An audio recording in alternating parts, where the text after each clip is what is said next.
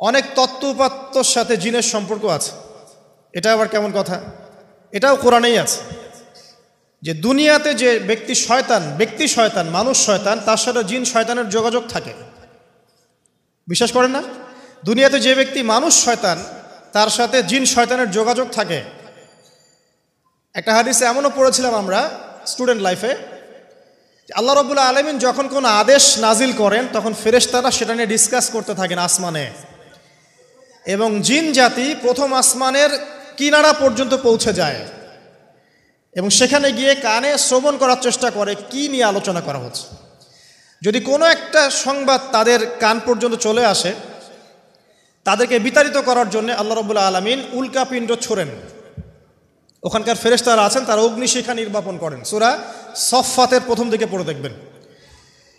এই জিন দুনিয়াতে যে কবিরাজ বা তান্ত্রিক বা জাদুকরের আন্ডারে আছে, সে এসে তাকে জানিয়ে দেয় এই হতে যাচ্ছে।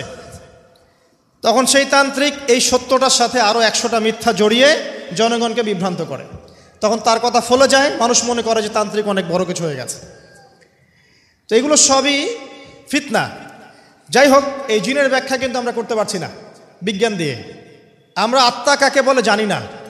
আত্মার কি কোনো বৈজ্ঞানিক ব্যাখ্যা আছে? স্বপ্ন দেখি মাঝে মাঝে আমরা, স্বপ্ন সত্য হয়। অনেক সময় অনেকের স্বপ্ন সত্য হয়, কোরআন তার সাক্ষী। অনেক সময় অমুসলিমের স্বপ্ন সত্যি হতে পারে, কোরআন তার সাক্ষী। ইউসুফ আলাইহিস সালাম জেলখানায়, মনে আছে? দুজন ব্যক্তি স্বপ্ন দেখলেন, একজন শরাব পান করাচ্ছেন মনিবকে, আরেকজনের মাথার মধ্যে রুটি, এখান থেকে পাখি রুটি খেয়ে চলে যাচ্ছে। এই দুজন ব্যক্তি কিন্তু অমুসলিম, মুসলিম নন। তারপরে ইউসুফ আলাইহিস সালাম বললেন, একজন নিষ্কৃতি পাবে এবং তার মালিককে সে শরাব পরিবেশন করবে, সে মুক্ত হয়ে যাবে সামনেই, অচিরেই। আরেকজন ব্যক্তি তোমাকে শুলদণ্ড দেওয়া হবে, তোমার মাথার মধ্যে যে মগজ আছে এটা পাখি এসে খেয়ে ফেলবে। কুদি আল-আমর, এটা হয়ে গেছে, এটা আল্লাহর পক্ষ থেকে ফয়সালা। তাহলে এই স্বপ্ন মিথ্যা ছিল না সত্য? তো এই স্বপ্নের বৈজ্ঞানিক কি ব্যাখ্যা আছে? বিজ্ঞান কি এই পর্যন্ত যেতে পারবে?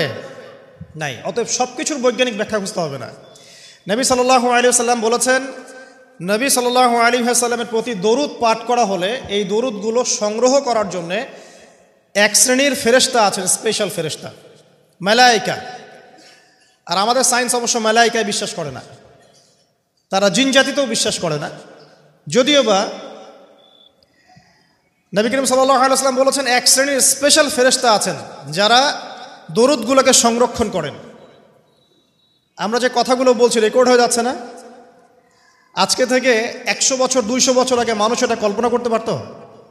আমরা এখন যেখানেই মুভ করছি, সিসি ক্যামেরা, ভিডিও, এটা সেটা, স্যাটেলাইট, এগুলো আছে না? আজকে থেকে 300 বছর আগে মানুষ এগুলো বিশ্বাস করতে পারত? আজকে থেকে 1000 বছর আগের কোনো মানুষকে বলেন যে স্যাটেলাইট দিয়ে পুরো বিশ্ব নিয়ন্ত্রণ করা যায়, সে বলবে যে পাগল, তার মাথায় ঢুকবেই না স্যাটেলাইট কি জিনিস। ঠিক একইভাবে আল্লাহ পাকের জ্ঞান হচ্ছে লক্ষ কোটি কোটি বছর আগের, চির নতুন, চির প্রাচীন, চির আধুনিক। এই জ্ঞানের ঊর্ধ্বে কারো জ্ঞান নয়। এই জন্য এখন এগুলো কথা অনেকেই প্রশ্ন তোলে যে ফেরেশতা আবার কি জিনিস, জিন আবার কি, ইসলাম এগুলোতে কেন বিশ্বাস করে? সুবহানাল্লাহ। মানে তাদের বক্তব্য হচ্ছে ল্যাবরেটরিতে যেটা প্রমাণ করা যাবে না সেটার অস্তিত্ব নাই। প্রত্যেকটা বস্তুকে হয় কঠিন হতে হবে, না হলে তরল, না হলে বায়বীয়, এর বাইরে কিচ্ছু নাই। আসলে কি তাই? তো সব কিছুকেই বিজ্ঞান দিয়ে ব্যাখ্যা করতে হবে জরুরি না, এর ঊর্ধ্বে অনেক কিছু আছে। এর জ্ঞান, এর শেষ সীমা থেকে আল্লাহ পাকের জ্ঞান শুরু হয়। অতএব এটাকেই চূড়ান্ত জ্ঞানের মানদণ্ড মনে করার কোনো কারণ নাই। আমাদের মধ্যে একটা শিরকি আকীদা ঢুকে গেছে এখন। এটা একটা শিরকি আকীদা। সেটা হচ্ছে যে কোনো বিষয় যদি বৈজ্ঞানিকভাবে প্রমাণিত না হয়, কোরআন সুন্নাহয় থাকলেও মনে করি এটার অস্তিত্ব নাই। এটা আমাদের সাইকোলজিক্যাল সমস্যা। এখন এই জেনারেশনের বেশি সমস্যা, কারণ তারা পড়াশোনা করতে করতে মনে করছে সব কিছুকেই বিজ্ঞান দিয়ে প্রমাণ করতে হবে।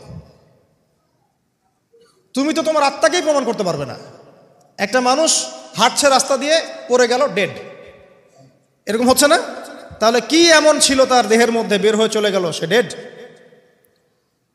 বলবে হৃদযন্ত্রের ক্রিয়া বন্ধ হয়ে মারা গেছে। তা ক্রিয়াটা বন্ধ হলো কিভাবে? কে হুকুম করলো? কার আদেশে বন্ধ হলো? কে নিয়ে গেল রুহটা, আত্মাটা? তো এগুলো তো ব্যাখ্যা করতে পারবে না। সো এই কনসেপ্ট থেকে বের হয়ে আসতে হবে যে প্রত্যেকটা বিষয় বিজ্ঞান দিয়ে প্রমাণ হলে পরেই বিশ্বাস করব, না হলে করব না, এটা ঠিক নয়। কোরআন এবং সুন্নাহ যা আছে এটা চূড়ান্ত, এর বাইরে যা আছে এটা যদি কোরআন সুন্নাহর সাথে মিলে যায় আমরা গ্রহণ করব, কোনো সমস্যা নেই। কিন্তু না মিললে আমরা কোশ্চিন কালো সেটা মানতে রাজি নই।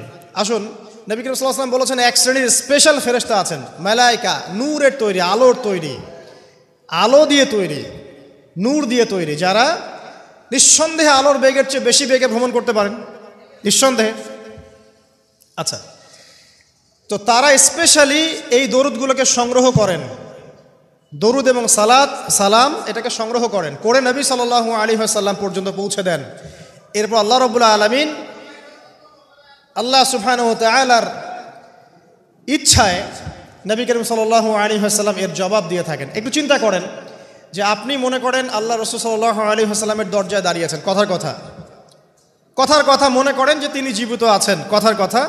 আপনি তার বাড়ি চেনেন, তার বাসায় গেলেন, গিয়ে নক করলেন, গিয়ে নক করে বললেন আসসালামু আলাইকুম। এবার নবী সাল্লাল্লাহু আলাইহি ওয়াসাল্লাম ভিতর থেকে আপনাকে বললেন, কথার কথা ধরে নেন যে ওয়ালাইকুম আসসালাম। এর অর্থ কি? ওয়ালাইকুম আসসালাম অর্থ কি?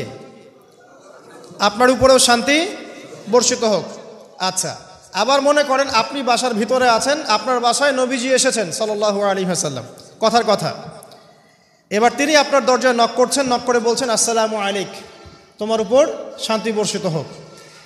তো নবী সাল্লাল্লাহু আলাইহি ওয়াসাল্লামের এই যে দোয়া, তোমার উপরে শান্তি বর্ষিত হোক, এটা যে যত বেশি পাবে তার জীবনটা তত সুন্দর হবে না? অতএব যে ব্যক্তি যত বেশি দরুদ পাঠ করবে, যত বেশি সালাত প্রদান করবে নবী সাল্লাল্লাহু আলাইহি ওয়াসাল্লামকে, ইনশাআল্লাহ তাআলা সে সচ্ছল হবে, টেনশন ফ্রি থাকবে, সুখে শান্তিতে পৃথিবীতে বসবাস করবে ইনশাআল্লাহ। আর সুখ বলতে আমি শুধুমাত্র চাকচিক্য বোঝাচ্ছি না, বাড়ি গাড়ি স্ট্যাটাস বোঝাচ্ছি না। সুখী হওয়ার জন্য টাকা যথেষ্ট না। অনেক সময় দেখবেন কোটিপতি মানুষ সুখী নয়, একজন ভ্যান চালক সুখী। সুখ টাকা দিয়ে কেনা যায়? সুখ বলতে মনের সুখকে বোঝানো হচ্ছে। আল্লাহ পাক আমাদেরকে বোঝার তৌফিক দান করুন। আমি যেটা বলতে চাচ্ছিলাম, জুমার দিনে বেশি থেকে বেশি নবীর উপর দরুদ পাঠ করতে হবে। কোন দরুদ পাঠ করব? একটা সংক্ষিপ্ত দরুদ আছে, পড়তে পারি আল্লাহুম্মা সাল্লি ওয়া সাল্লিম আলা নবিয়িনা মুহাম্মদ, এটা পড়তে পারি। আরেকটা আছে আল্লাহুম্মা সাল্লি আলা মুহাম্মাদিন ওয়া সাল্লিম, এটা সংক্ষিপ্ত। আর যদি আপনার সামনে নবীর নাম উচ্চারণ করা হয় বলবেন সাল্লাল্লাহু আলাইহি ওয়াসাল্লাম।